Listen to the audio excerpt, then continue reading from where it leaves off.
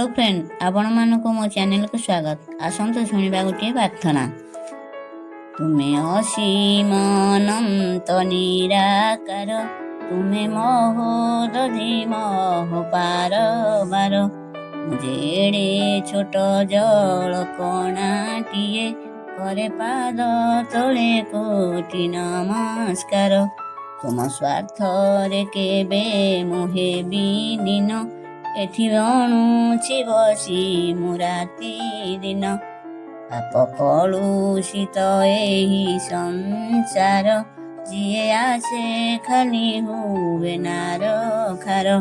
टिके दया कले हे परमेश्वर, मते मुक्ति मिलंता कि बार बार। मते मुक्ति मिलंता कि बार बार।